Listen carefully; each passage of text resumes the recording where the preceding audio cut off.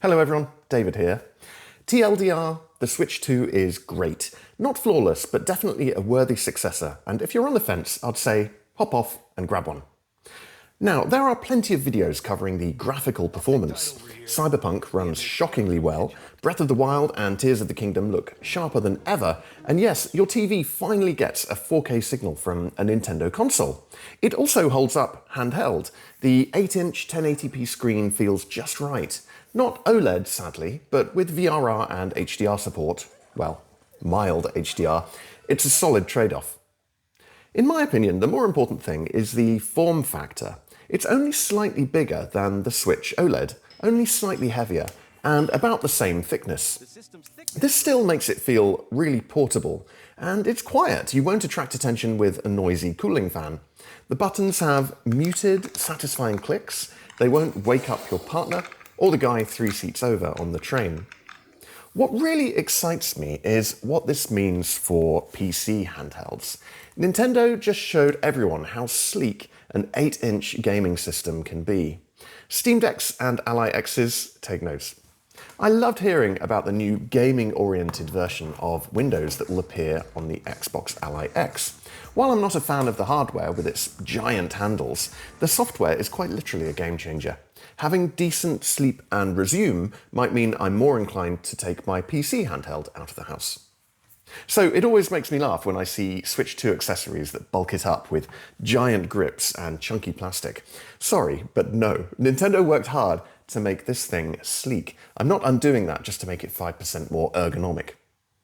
Playing Cyberpunk on a Nintendo console feels like a prank, and yet it works. Not only does it runs well.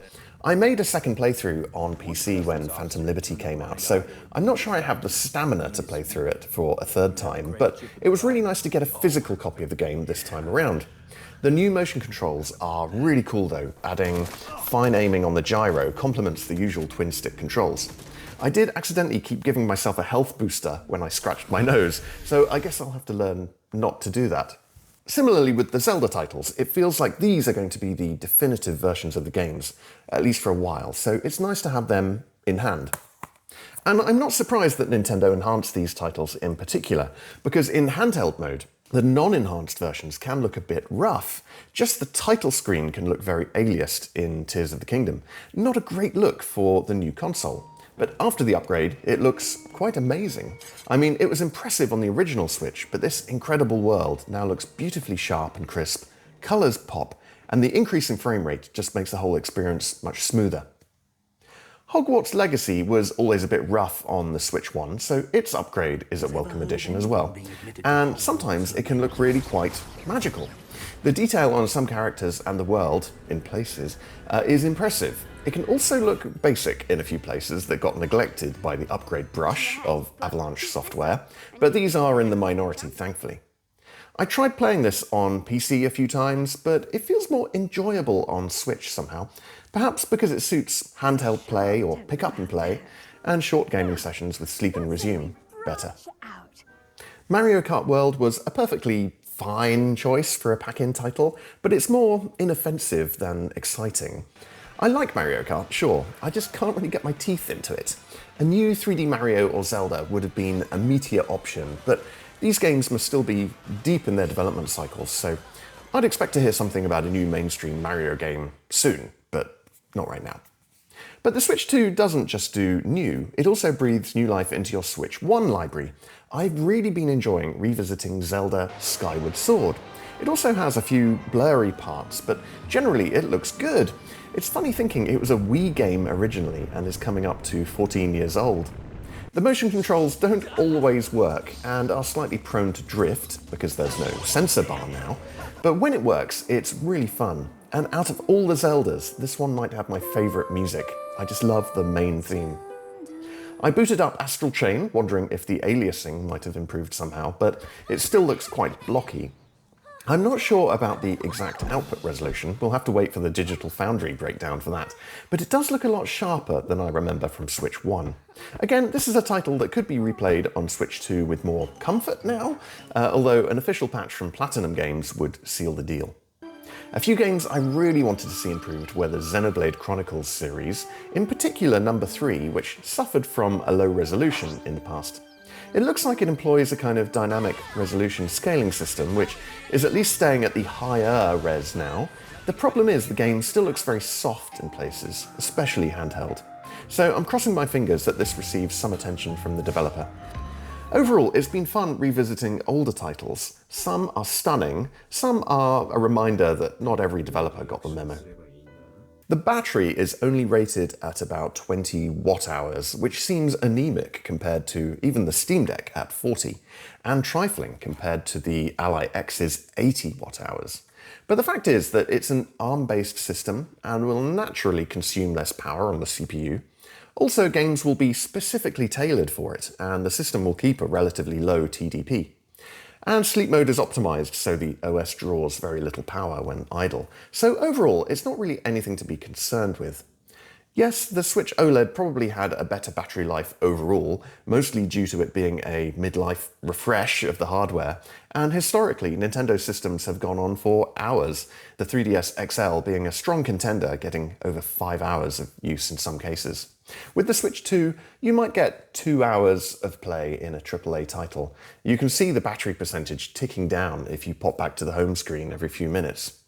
But honestly, I think this is okay. I rarely play for more than 2 hours at a time handheld, and when done, I put it back in its dock, so it's hard to see this becoming a problem.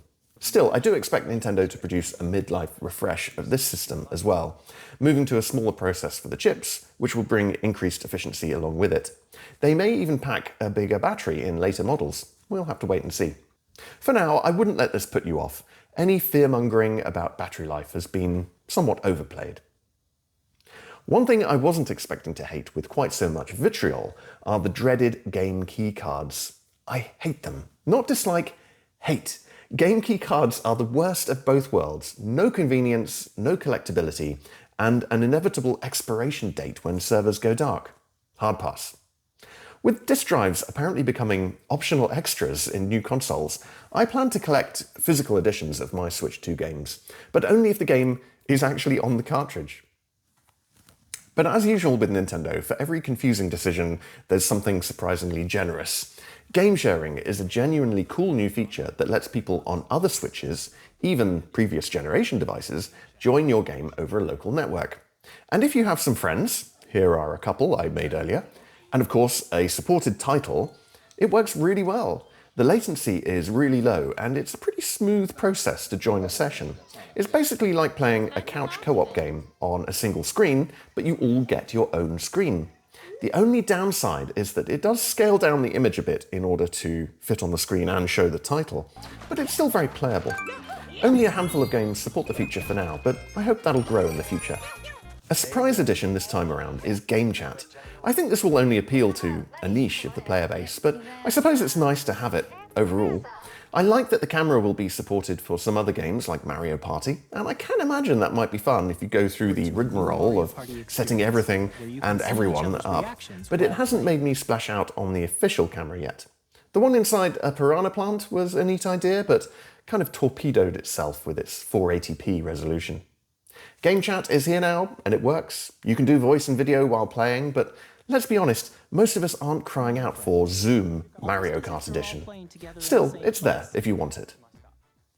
I like using the Joy-Cons detached. I think they're actually very comfortable, and I like being able to rest my hands far apart, but the new Pro Controller is amazing. It feels fantastic. The textured grip, the stick precision, the button feel, it's all top tier. Pricey, yes, but if you play docked, it's probably worth it. It's a convenient way to power up your Switch while it's sitting in the dock, assuming your Joy-Cons are attached to the system, and if you want another controller for local multiplayer sessions, it's a great option. I've called this video Setting the Standard, not just because the graphics are better, but because Nintendo nailed the concept, a dockable, portable, no-nonsense gaming system that just works. People want a convenient system, ideally something they can dock and then pick up and play in a different room of the house, or take travelling. Eventually, I want a PC-based system that will do this, with a simple OS for games and the ability to boot into Windows to use as a handy portable computer in a pinch. But for now, the Switch 2 makes the most sense as a gaming system on the go. But you can't pick up the two Joy-Cons like this anymore. That might be a deal breaker. I need to think about that. Will there be newer models? Of course, an OLED version is inevitable. But I expect this generation to last 7+ years. And that's both reassuring and slightly terrifying because developers will be expected to squeeze every drop of power out of this little tablet. Personally, as a nerd on the bleeding edge, I expect to stay current with PC handhelds as well, and whatever we're using in 5 years should be a big upgrade compared to now. I'm sure I will keep this system as well and play on whatever has the most interesting games at the time. And right now, it's a good time to just enjoy the launch of a new console. The excitement around it and the new discoveries gamers are making, like the improvements to Switch 1 games. Personally, I'm loving seeing the parts of Skyward Sword I missed in 2011. There are already rumours of a PlayStation handheld as well, and it's exciting to hear that there will be more competition in this space. Frankly, this is a great thing for us gamers. It'll push the hardware and software to be better. Maybe even drive down the cost of games. But probably not. Well, I hope this video helped, or at least mildly entertained you. Hit the like button if it did, subscribe for more, and let me know in the comments what you think of the Switch 2. Until then, I'll be trying not to think about how 2011 was 14 years ago. See you next time.